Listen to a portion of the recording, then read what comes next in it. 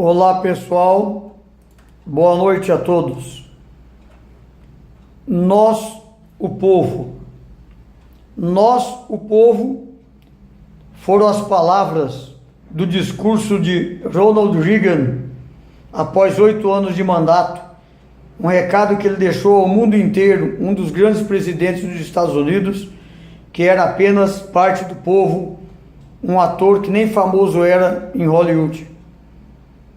Ele lembra a todos que a primeira grande revolução real do mundo, que mudou a história da humanidade, mudando também o rumo do governo, da sociedade e da população, causando crescimento social, emprego e tudo de bom que pode vir a uma nação, se iniciaram com 3 pequenas palavras: We the people, we the people, nós o povo. Com essas palavras, nós, o povo, nos Estados Unidos iniciou com grande repercussão um movimento no final dos anos 50 e início dos anos 60. Eles notaram a sociedade que os valores estavam em decadência e muitas pessoas queriam provar o contrário para todos, dizendo ser normais coisas que na época não eram aceitas. Se juntaram e ele já gostava de política, com outros amigos também interessados, pessoas tementes a Deus. Eles lembraram da história e dessa frase, nós o povo, e começou tudo. Ou seja, mudou tudo nos Estados Unidos. Ele lembra para todos que quem tem que dizer ao governo que pode ser feito ou não é o povo, e não é o contrário.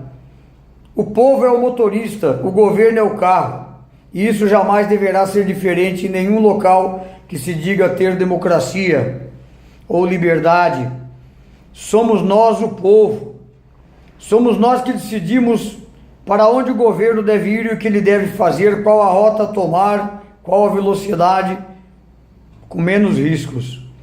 Quase todas as constituições do mundo são documentos redigidos à luz da razão e da lei, nos quais o Estado diz aos seus cidadãos quais serão ou não os seus privilégios. Países éticos, também assim foi nos Estados Unidos, países democratas, países de direita. A Constituição é um documento normalmente de fácil leitura, onde todos aprendem e até em colégios às vezes divulgam, no qual nós, o povo, o cidadão, a população, diz ao governo aquilo que ele pode fazer ou não. Nós, o povo, somos livres. Isso é um princípio que todo presidente decente, pois ele é a maior autoridade num país, é isso que ele faz em seu mandato. É isso que Reagan fez. E ele lembrou a todos que no começo dos anos 60, muitas pessoas queriam que a sociedade invertesse muita coisa.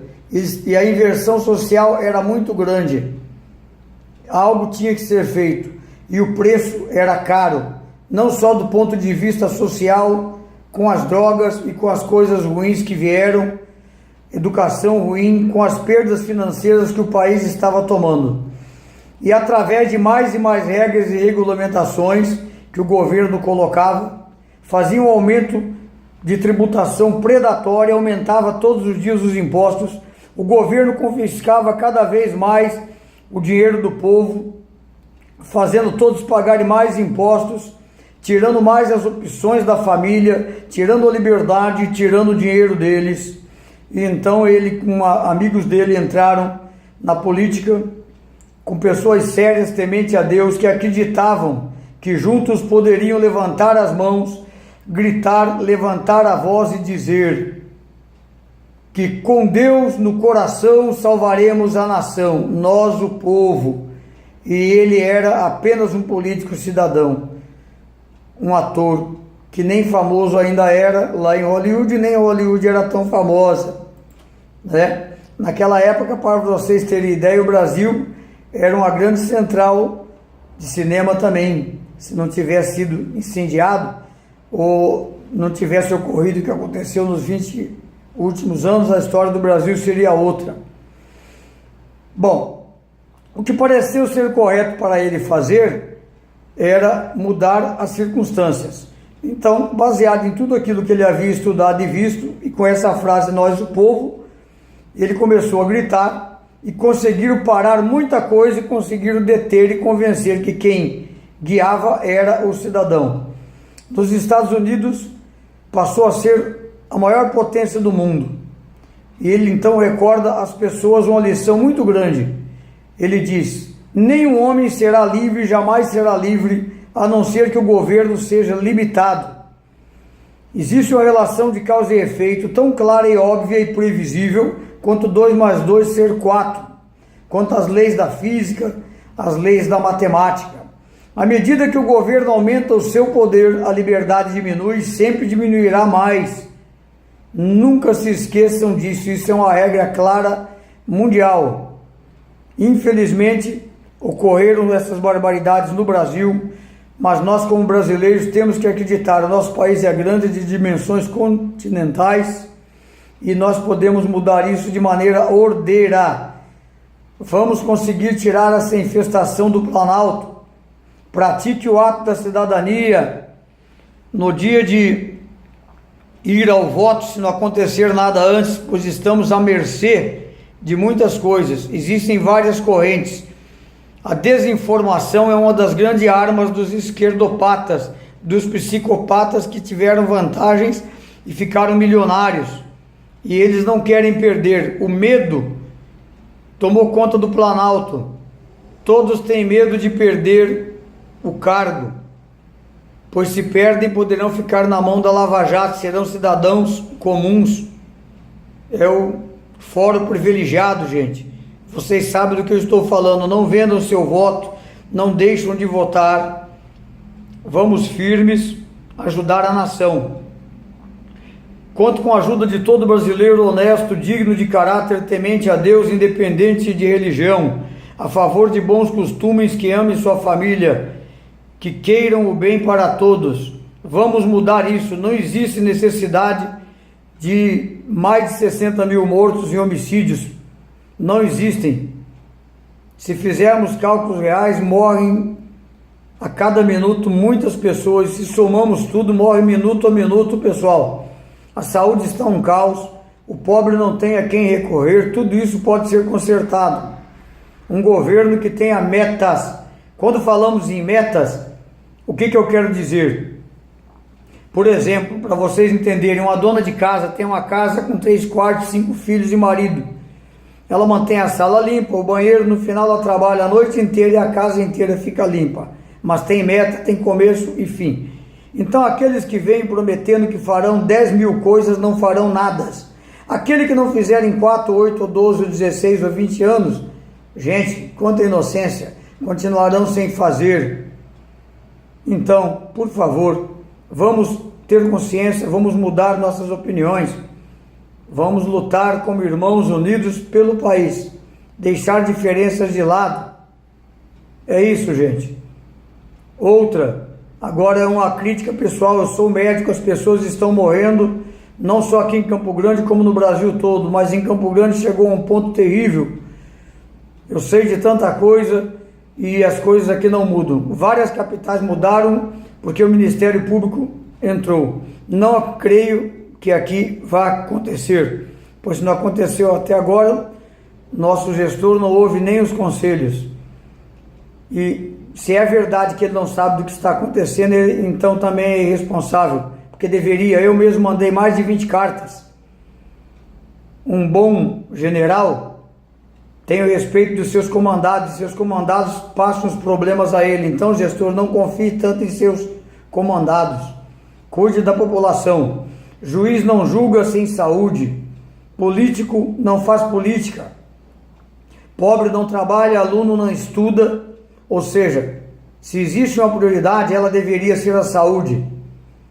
Uma pessoa saudável trabalha e faz as coisas que tem que fazer. Não podemos esquecer o tripé: saúde, educação e segurança.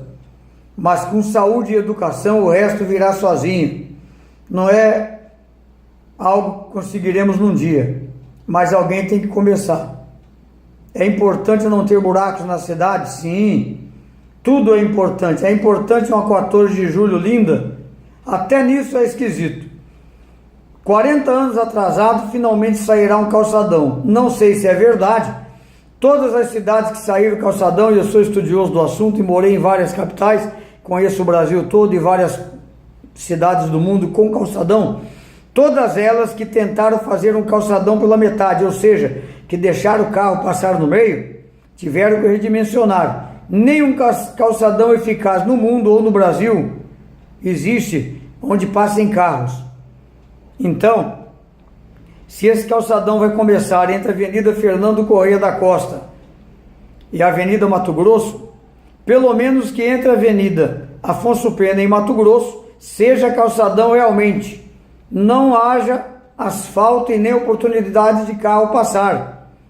Não pode uma cidade inteira ficar à mercê de proprietários. Eu também sou proprietário, a família também tem imóveis na 14, mas não pode. São pouquíssimos os donos de imóveis em locais privilegiados em nossa capital, muitos deles são políticos, famílias antigas. Calçadão é calçadão, é um shopping a céu aberto, para no futuro poder estar coberto. Uma das ruas no meio viraram uma rua 24 horas, que era o sonho. Outro sonho antigo, que todos me perguntam, a nossa rodoviária antiga, ela deveria ser a única a ter o jardim suspenso. O nosso saudoso idealizador falava com meu pai, eu ao lado, ele comentava que ele fez uma estrutura para aguentar árvores muito grandes, 2, 3 metros de terra, ou seja, teria uma rodoviária linda, com escadas rolantes, cinemas, teatro, seria um ponto de referência e poderia ser e pode, se houver meta. A rodoviária pode ter o jardim suspenso, descendo da rodoviária, saindo na Travessa dos Coqueiros, que foi vendida ilegalmente, estou denunciando, o asfalto está lá, não se pode vender uma travessa pública, ali é uma rua, Travessa dos Coqueiros, simplesmente fecharam e o Correio usa como estacionamento. Outra barbaridade, ninguém faz nada, estou denunciando como campograndense e cidadão. A saúde tem que melhorar, prefeito. Vá por meta, vá por parte que o senhor consegue. Ouça a voz do seu coração. É isso. E todos podem ajudar também. Denunciem quando verem as coisas erradas. Não estão fazendo nada errado. As pessoas estão morrendo e a omissão é pior do que o pecado da comissão e da corrupção. Se a gente vê as coisas erradas e não conta, tudo está errado. Tudo aqui é pela metade.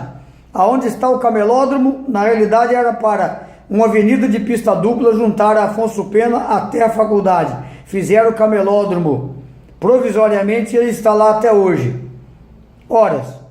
É só redimensionar. O próprio camelódromo poderia ser muito bem na rodoviária, seria fácil, seria barato, mas se não querem fazer isso, iniciando ali na Afonso Pena, indo em direção à feira, a tradicional feira dos japoneses, que se a gente não cuidar vai acabar também, né? Ficou um bairro esquecido, um bairro tradicional. Nós temos 100 charreteiros em Campo Grande ainda vivos e charretes guardadas. Imagine o bairro Cidade Velha, projeto antigo, com charretes para os turistas passearem, um roteirinho de trem de 1 ou 2 quilômetros dentro da cidade. Tudo é coisa barata e fácil de ser feito, uma cidade turística. Teríamos ali na Lagoa Rica, uma lagoa em forma de coração de areias brancas, os campograndenses nem conhecem mais, saiu no Correio do Estado, a primeira lagoa com ondas, estava tudo pronto. Agora precisa terminar o aquário, E não podemos ficar culpando o governador, não. O governador cuida do estado. Eu estou falando da cidade, capital, Campo Grande, Mato Grosso do Sul. Uma das capitais mais bonitas do Brasil, tá? Temos praticamente o mesmo IDH de Curitiba e a mais estrategicamente colocada no país. Exatamente 1.000 quilômetros de Santa Cruz, na Bolívia, Assunção. Vejam só, hein? Quantos milhões de pessoas que vêm para o Brasil desses países. E agora comunicação por asfalto, 1.000 quilômetros. 1.000 quilômetros também de Goiânia, 1.000 de São Paulo, menos de 1.000 de Cuiabá, Ribeirão Preto, Londrina, 1000 de Curitiba, a cidade mais estrategicamente colocada no país, corredor bioceânico, bonito, um dos cartões postais do mundo. Porém, eu me divido há 15 anos na ponte Cuiabá e Campo Grande, e eu fico triste quando eu vejo que lá tem placas, o Pantanal é aqui. Para terem ideia, pessoal, 80% dos turistas que vêm ver o Pantanal vão para Cuiabá.